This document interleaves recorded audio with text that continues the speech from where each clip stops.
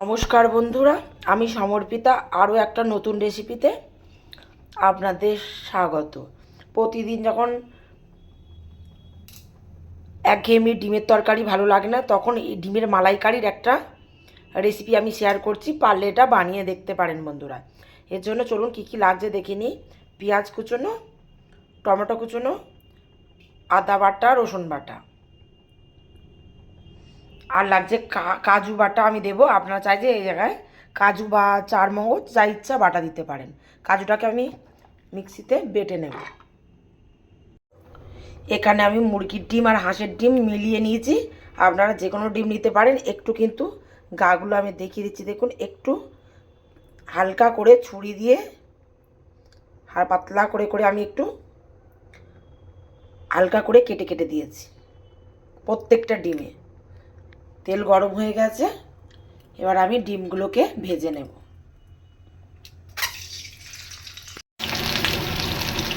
একটু লবণ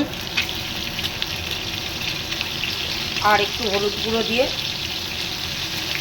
সামান্য রেড চিলি দিয়ে আমি ডিমগুলোকে ভেজে নেব।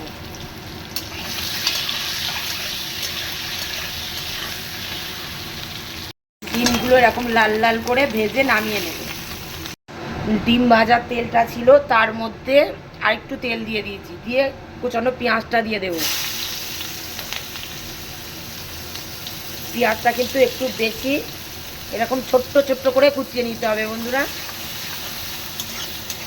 দারুণ টেস্টি সুস্বাদু ডিমের মালাইকারি।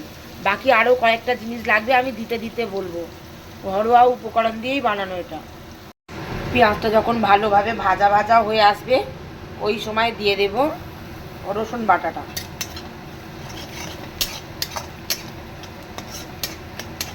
রসুন বাটার কাঁচা গন্ধটা চলে গেলে ওই সময় দিয়ে দেব আদা বাটা।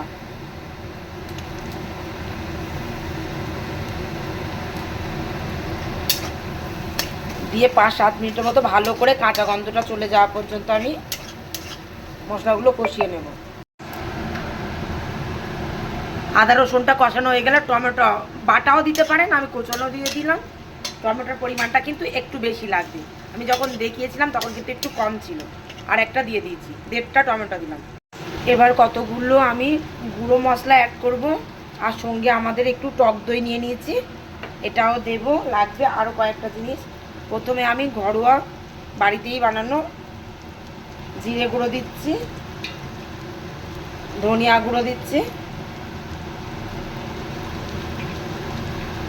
কালো গোলমরিচের গুঁড়ো দিচ্ছি। আমি কিন্তু কাঁচা লঙ্কা দেবো না, গোলমরিচের গুঁড়ো আর রেড চিলি দিয়ে রান্না করব। যাদের বাড়িতে বাচ্চা আছে এইভাবে বানাবেন, আর যারা ঝাল বেশি খেতে চান কাঁচা লঙ্কা, শুকনো লঙ্কা যাও দিতে পারেন।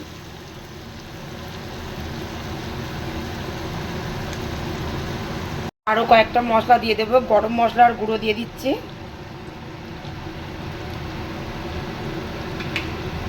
দিয়ে দিচ্ছি পরিমাণ মতো হলুদ গুঁড়ো, পরিমাণ মতো দিয়ে দিচ্ছি রেড চিলি,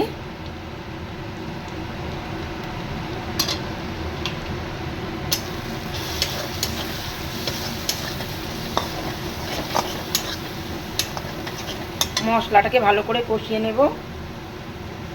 আমি কিছুটা পরিমাণে পনির নিয়ে নিয়েছি, আপনারা এটা দিতে চাইলে দিতে পারেন, নাও দিতে পারেন। পনিরটা আমি গ্রেট করে দিয়ে দেব।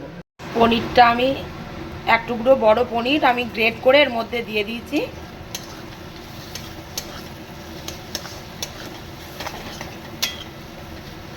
আজকে কিন্তু আমি এই রেসিপিটা দারুণ সুস্বাদু হয় বন্ধুরা, একবার বাড়িতে বানিয়ে দেখবেন।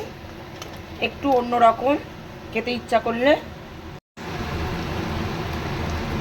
খুব সামান্য পরিমাণে আমি একটু টক দই দিয়ে দিচ্ছি, কম পরিমাণে টক দইটা, যেহেতু মালাইকারি মালাই ব্যাপারটা নিয়ে আসতে হবে। আজকে কিন্তু ডিমের মালাইকারি রেসিপি শেয়ার করছি আপনাদের সঙ্গে। এভাবে মশলাটাকে আমি কষিয়ে নেব। আমি এখানে কিছুটা কাজু বাদাম বেটে রেখে দিয়েছিলাম, সেই কাজু বাদামটা বাটাটা এর মধ্যে আমি দিয়ে দিলাম।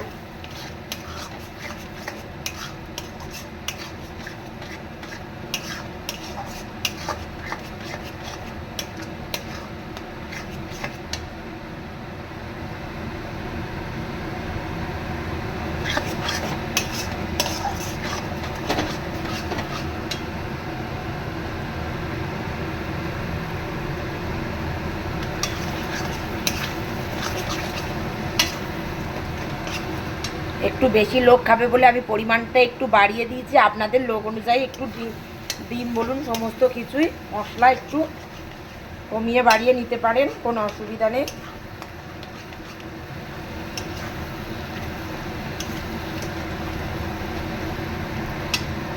আগে থেকে আমি জল গরম করে রেখে দিয়েছিলাম, ওই গরম জলটায় আমি এই মশলা কষানোর মধ্যে দিয়ে দেব। পরিমাণ মতো লবণ দিয়ে দিলাম।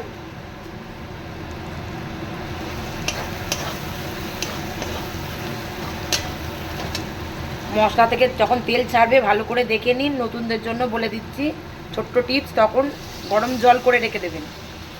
আমি কিন্তু গরম জল দিয়েছি, দেখুন দিতেই সঙ্গে সঙ্গে ফুটে উঠছে। এইভাবে মিশিয়ে নেবেন, দারুণ টেস্টি হয় বন্ধুরা। এইভাবে একবার ডিমের রেসিপি বানিয়ে দেখবেন। পুরোটাই আমি গরম জল দিয়ে দিলাম, এটাকে 5 মিনিটের জন্য ঢেকে দেব। মালাইকারি কিন্তু সাদা সাদার মতো হবে, দেখুন পুরো লাল আসবে না, যেহেতু মালাইকারি। এবার মিষ্টি একটু দিতে হবে, মিষ্টি দিয়ে দিলাম। এবার ফুটছে অনেক, 5 মিনিট হয়ে গেছে। আমি ডিমগুলো এর মধ্যে দিয়ে দিলাম, আরও 5-7 মিনিট আমি ফুটিয়ে নেবো এটাকে।